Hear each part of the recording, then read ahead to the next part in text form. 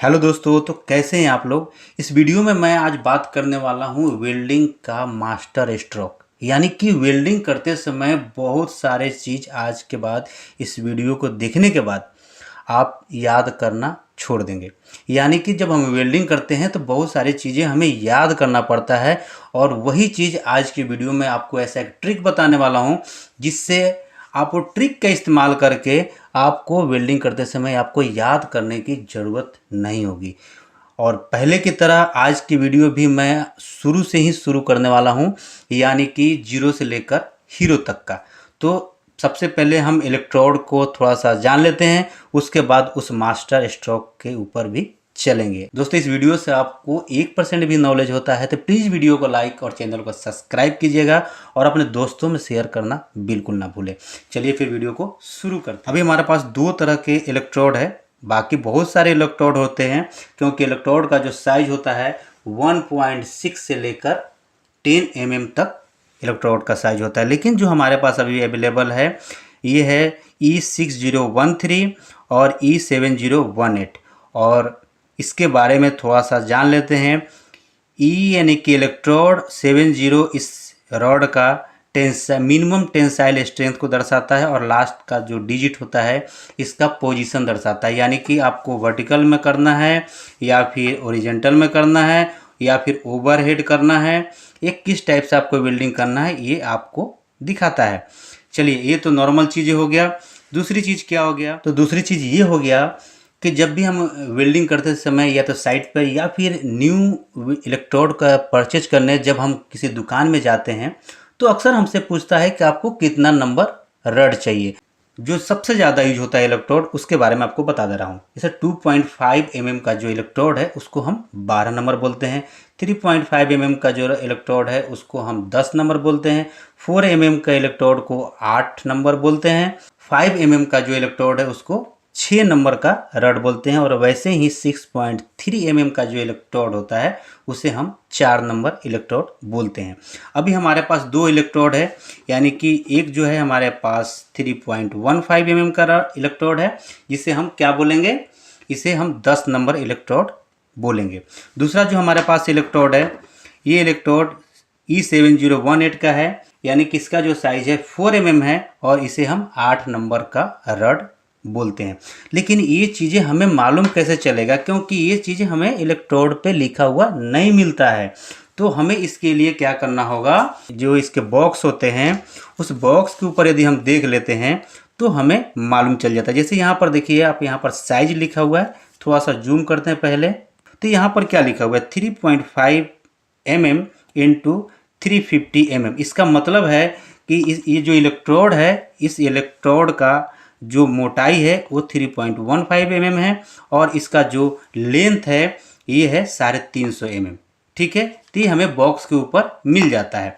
चलिए, सेकंड चीज़ क्या होता है जो सबसे ज़्यादा इम्पोर्टेंट होता है, और इस वीडियो में मैं आपको उसी टॉपिक के ऊपर ही बताने वाला हूँ जो मैंने क्या बोला था कि आज के बाद आपको याद करने की ज़रूरत नहीं होगी। और दोस्तों, इसी वीडियो में मैं आपको ये भी बताने वाला हूँ, यानी कि प्रैक्टिकल करके बताने वाला हूँ कि यदि इस रेंज से यदि हम कम एम्पियर सेट करते हैं तो उस स्थिति में वेल्डिंग कैसा होगा। तो वीडियो एंड तक ज़रूर देखते रहिए कि जब भी हम वेल्डिंग करते हैं, है ना, जब भी हम वेल्डिंग करते हैं तो वेल्डिंग करते समय हमें क्या सबसे ज़्यादा इम्पोर्टेंट होता है कि हमें एम्पियर कितना रखना है, यानी कि एम्पियर सेलेक्ट कितना करना है। जैसे हमें 3.5 mm का यदि हम इलेक्ट्रोड से वेल्डिंग करना है तो हम एम्पियर रेंज कितना रखें, तो हम फट से क्या करते हैं यूट्यूब पे सर्च मारते हैं और एम्पियर रेंज को देखते हैं और वहाँ से हम नोट करते हैं। नोट डाउन करने के बाद हम थोड़ा सा याद करते हैं और उसके बाद हम इसको सिलेक्ट करते हैं, है ना। ऐसा ही होता है। ऑलरेडी मैंने भी एक वीडियो बना रखा है कौन से वेल्डिंग रड के लिए कितना एम्पियर सेट करें, इस पर हमने ऑलरेडी एक वीडियो बना रखा है। लेकिन इस पर बहुत सारे वीडियो बना हुआ है, लेकिन मैं आपको बता रहा हूँ कि आज के बाद आपको वीडियो देखने की कोई ज़रूरत नहीं होगा। क्यों नहीं होगा, कि जब भी हम वेल्डिंग करेंगे तो हमारे पास एक तो बॉक्स आएगा, है ना। ये तो डिफिनिट है कि हमारे पास एक बॉक्स मिलने वाला, क्योंकि आपके पास एक दो रड मिलने वाला नहीं है। तो जब हमें ऑलरेडी एक बॉक्स मिल रहा है तो हम क्यों फिर याद करें, क्योंकि देखिए अभी हमें 3.5 mm का इलेक्ट्रोड से वेल्डिंग करना है। तो आप यहाँ पर देखिए कि 3.15 mm का जो इलेक्ट्रोड है इसका इसका लेंथ भी लिख रखा है, हमें लेंथ से कोई मतलब नहीं, इसका क्वांटिटी भी लिख रखा है कि बॉक्स में कितना है, लेकिन हमें इससे भी मतलब नहीं। लेकिन जब इसके बाद हम यहाँ पर देखते हैं तो क्या लिखता है, करंट रेंज एम्पियर, है ना, लिखा हुआ है। तो 3.15 एम्पियर का जो इलेक्ट्रोड है उसको हमें कितना रखना है, 90 से लेके 130 एम्पियर, है ना। यानी कि कम से कम हमें 90 रखना है और ज़्यादा से ज़्यादा 130 एम्पियर। वो क्या चीज़ पर डिपेंड करता है कि जिसे हम वेल्ड कर रहे हैं, यानी कि जिस प्लेट या फिर मटेरियल को हम वेल्ड कर रहे हैं तो उसका थिकनेस कितना है, यानी कि उसकी मोटाई कितना है। या ऐसा नहीं कि हम किसी पाइप के ऊपर वेल्डिंग कर रहे हैं और उसका हम रेंज रख दें 130 एम्पियर, है ना। तो क्या होगा, जैसे टच करेंगे वो वहाँ से फुल हो जाता है। तो उस समय हमें इस रेंज से कम रखना है ना, यानी कि 130 से कम रखना है। तो हम वैसे जगहों पर क्या करेंगे, 90 से स्टार्ट करेंगे, धीरे धीरे बढ़ा के देखेंगे, और जहाँ पर हमें ऐसा लगे कि अब वेल्डिंग ये बेहतर हो रहा है तो हम वहाँ पर सेट करके हम वेल्डिंग करना स्टार्ट कर देते हैं। कहने का मतलब है कि जब हमें कोई भी इलेक्ट्रोड से वेल्डिंग करना है तो हमें ऑलरेडी हमें इस बॉक्स के ऊपर लिखा हुआ मिल जाता है। जैसे यहाँ पर देखिए 2.50 का कितना रखना है हमें, 80 से लेके 110 एम्पियर। 3.15 का हमने बता दिया ऑलरेडी। 4 mm इलेक्ट्रोड से हमें वेल्डिंग करना है तो 140 से 190 एम्पियर। 5 mm से यदि हमें वेल्डिंग करना है तो 170 से 230 एम्पियर। और रेंज देख रहे हैं आप, 170 से 230। क्यों? क्योंकि डिपेंड ऑन योर मेटल, कैसा आप सीट मेटल को वेल्ड कर रहे हैं उसी हिसाब से आपको करंट रेंज रखना है। सेकेंड, ये तो हो गया एक अलग कंपनी का। यदि हमें दूसरी कंपनी का यूज करना है फिर हमें क्या करना है, हमारे पास ये दूसरी कंपनी के इलेक्ट्रोड है ना। ये देखिए हमारे पास दूसरी कंपनी का इलेक्ट्रोड है, जिसका क्या है E7018, ठीक है। चलिए E7018 के यदि हमें वेल्डिंग करना है, यानी किसी इलेक्ट्रोड से वेल्डिंग करना है, तो हमें भी कोई टेंशन नहीं लेना, ये दूसरी कंपनी का है, कोई दिक्कत नहीं हमें। यहाँ पर भी ऑलरेडी ये लिखा हुआ है, यानी कि इसके जो करंट रेंज है एम्पियर है वो ऑलरेडी लिखा हुआ है ना। यहाँ पर देखिए जैसे 5 mm का यदि इलेक्ट्रोड है तो उसे हम 180 से लेकर 240 एम्पियर पर सेट कर सकते हैं। और अभी जो हमारे पास हाथ में है ये कितना है, 4 mm का इलेक्ट्रोड है, इसके लिए हम 140 से 180 एम्पियर करंट रेंज रख सकते हैं, यानी कि एम्पियर सेट कर सकते हैं। वैसे ही 3.15 100 से लेके 130, वैसे ही 2.50 जो mm का साइज का इलेक्ट्रोड होगा उसके लिए 60 से लेके 90 एम्पियर तक का एम्पियर रेंज सिलेक्ट कर सकते हैं। डिपेंड क्या करता है, ये रेंज रखने का कारण क्या है कि हमें मेटल किस टाइप का वेल्ड करना है। हाँ, अब देखिए समझना क्या है कि हमें जो वेल्डिंग का एम्पियर याद कब करना है इसे समझ लीजिए। एम्पियर हमें तब याद करना है जैसे कि हम कोई इंटरव्यू फेस करने वाले हैं, तो इंटरव्यू में हमसे डायरेक्ट पूछेगा, ना कि हमें ये कार्टन बॉक्स देने वाला है ना। वेल्डिंग का बॉक्स हमें नहीं देगा, लेकिन जनरली जब हम वेल्डिंग करते करते हम इतना तो आइडिया हो ही जाता है कि हमें कौन से इलेक्ट्रोड के लिए कितना एम्पियर रखना है। लेकिन आप जनरली जब लंबे समय तक आप वेल्डिंग करेंगे तो ये सारा चीज़ आपको याद हो जाएगा। चलिए अब प्रैक्टिकली वेल्डिंग करके देखते हैं कि कितना एम्पियर पर कैसा वेल्डिंग होता है। तो यहाँ पर हमने 3.15 का इलेक्ट्रोड लिया है।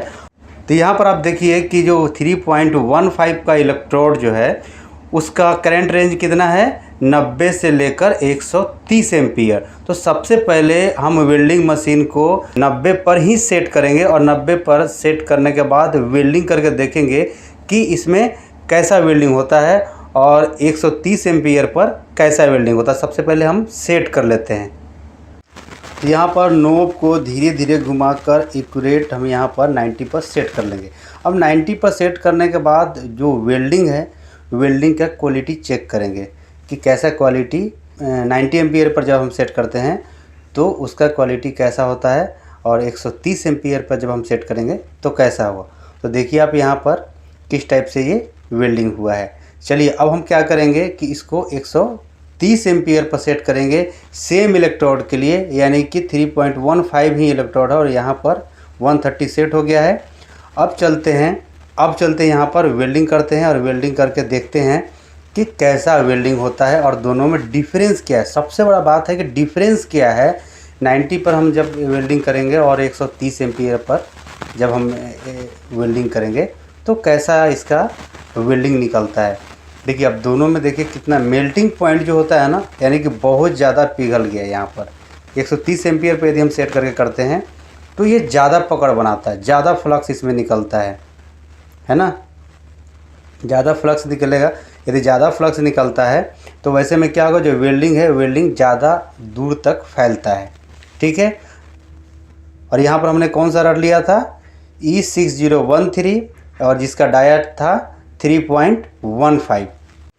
अब हम लोग क्या करेंगे कि 90 भी नहीं और 130 भी नहीं, अब 90 से भी कम रेंज सेलेक्ट करेंगे। 50 सेट किया है और 50 सेट करने के बाद देख रहे हैं आप यहाँ पर वेल्डिंग करने में भी दिक्कत हो रहा है और जो इसका जो आर्क निकलता है वो बहुत कम हो गया है। आर्क कम निकलना यानी कि जो जितना हीटिंग होना चाहिए वेल्डिंग में वो कम हो गया है, क्योंकि एम्पियर कम हो गया है। तो जब एम्पियर कम हो, देख रहे चिपकने लगा ये, और यही कारण है कि इसका सेलेक्टिंग रेंज जो है परफेक्ट होना बहुत ज़रूरी है। अब देखिए यहाँ पर 3 तरह का वेल्डिंग हो गया। 3 तरह के वेल्डिंग में एक है 90 पर वन, और एक है 130 पर, और एक और है यहाँ पर 50 पर। देख रहे हैं आप तीनों की क्वालिटी। चलिए अब नेक्स्ट में जो है हमारे पास इलेक्ट्रोड है 4 mm का है, यानी कि 4 mm डाया का है, और इस इलेक्ट्रोड का जो नंबर है E7018। और इसके बॉक्स पे आप ध्यान देंगे तो यहाँ पर 4 mm का जो इलेक्ट्रोड है कितना है, 140 से लेके 180 एम्पियर, यानी कि 140 से लेकर 180 एम्पियर। तो सबसे पहले हम क्या करेंगे, 140 पर सेट करेंगे। थोड़ा सा आगे पीछे हो सकता है क्योंकि एकदम करेक्ट सेट करने में थोड़ा सा दिक्कत होता है। जैसे कि यहाँ पर सेट हो गया हमारा 140, बट यहाँ पर शो फिर हो गया 141। ठीक है, 141 पर हम यहाँ पर अब वेल्डिंग करेंगे E7018 इलेक्ट्रोड का, और इसे वेल्डिंग करके देखेंगे कि कैसा वेल्डिंग होता है। ये हार्ड फेसिंग के लिए ज़्यादातर यूज किया जाता है और इससे जो वेल्डिंग होता है अच्छा पकड़ बनाता है इससे, है ना। आप लोग वेल्डिंग करते होंगे तो आपको पता होगा कि E7018 और E6013 जो इलेक्ट्रोड है उसमें कितना अंतर था। अब हम इसको क्या करेंगे कि हम 180 एम्पियर पर भी सेट करके देखेंगे, और उसका जो वेल्डिंग का क्वालिटी होता है उसको भी हम अब देखेंगे। तो यहाँ देखिए 140 से यहाँ से हमने क्या कर दिया, 180 कर दिया। 180 थोड़ा दिक्कत हो सकता है, पर हम सेट करेंगे 180 एम्पियर ही इस पर हम सेट करने वाले हैं, और 180 एम्पियर पर सेट करके तभी जाके हम वेल्डिंग करेंगे, क्योंकि आपको थोड़ा दिखाना है ना। यहाँ पर ज़रा सा भी हम इधर उधर करते हैं नोब को तुरंत आगे पीछे हो जाता है, लेकिन यहाँ पर देखिए परफेक्ट 180 पर ही सेट हो गया है। और सेट करने के बाद यहाँ पर अब हम वेल्डिंग करेंगे। तो यहाँ पर देख रहे हैं कि जैसे 180 पर सेट करते हैं तो इसका फ्लक्स बहुत तेज़ निकल रहा है ना, बहुत तेज़ निकल रहा है। इसका मतलब है कि यहाँ पर जो इलेक्ट्रोड है, इलेक्ट्रोड का ज़्यादा मेल्ट होना बिल्कुल जाहिर सी बात है कि ये ज़्यादा मेल्ट होगा। अब यहाँ पर हम देखेंगे तो दोनों में देख रहे हैं आप, दोनों में बहुत डिफरेंस हो गया, क्योंकि 180 एम्पियर पर जो वेल्डिंग हुआ है उसका क्वालिटी कुछ और होगा, है ना। अब हम चलते हैं इसी इलेक्ट्रोड को अब कम एम्पियर सेलेक्ट करते हैं, यानी कि 100 एम्पियर पर सेलेक्ट करके वेल्डिंग करके देखते हैं कि अब कैसा वेल्डिंग होता है।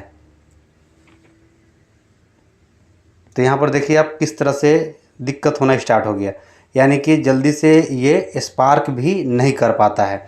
जैसे एम्पियर आप कम रखेंगे तो स्पार्किंग कम हो जाता है, क्योंकि उसमें उतना करंट ही नहीं होता है कि जितना वो तेज़ से वहाँ पर करंट फ्लो कर पाए।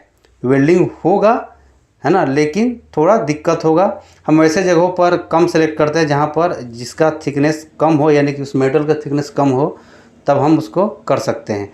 अब देखिए यहाँ पर ये 3 तरह का वेल्डिंग हमारे पास हो गया, है ना, 140, 180 और एक 100। देखिए ये हो गया 140, सेकेंड हो गया 180 और ये हो गया 100।